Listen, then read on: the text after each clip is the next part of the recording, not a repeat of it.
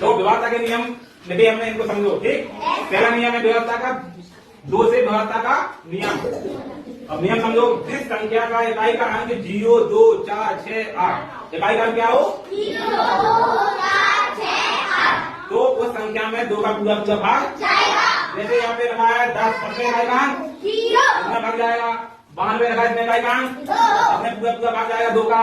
जैसे 144 में इकाई का अंक 4 इसमें भी 2 का पूरा पूरा भाग जाएगा। कोई भी संख्या हो इकाई का अंक अगर उसमें 0, 2, 4, 6, 8 है तो उसमें 2 का भाग पूरा पूरा जाएगा। समझ में आई।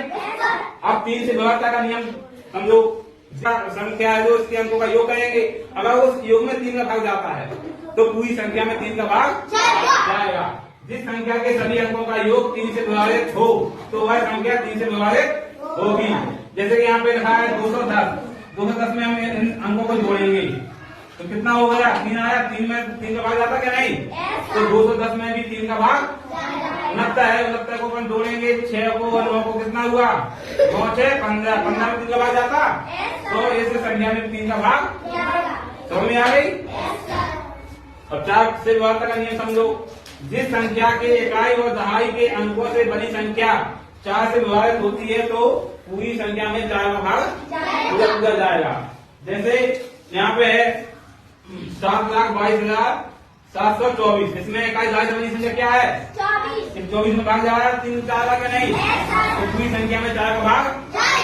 जैसे 87,628, इसमें इकाई दहाई से बड़ी संख्या क्या है 28, इसमें भाग जा रहा है 4 का क्या नहीं, तो पूरी संख्या में 4 का भाग। तो दूसरा नियम ये है 4 का कि किसी संख्या की इकाई और दहाई पे शून्य है तो उस संख्या में 4 का भाग जाएगा। जैसे ये लिखा 2900 में क्या है इकाई दहाई पे शून्य है तो 2900 में पूरे में भाग 4 का जाएगा। 4200 में डबल 0 है तो इसमें भी 4 का भाग जाएगा। 100 में क्या है इकाई दहाई पे 2 0 है इसमें भी 4 का पूरा पूरा भाग समझ में आई।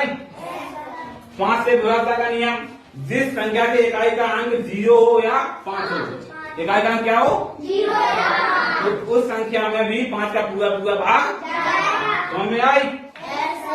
जैसे 235 लिखा है यहाँ पे इकाई का अंक क्या है 5, उसमें पूरा पूरा भाग जाएगा। 135, 245, 425, अब 0 वाले देख लो 210, 520, इकाई का अंक क्या है 0 आया 5 आया, इन सब में 5 का पूरा पूरा भाग समझ में आ गई। सारे नियम समझ में आ गए, अब कोई दिक्कत नहीं होगी, अब होमवर्क करने में कोई समस्या तो नहीं आएगी।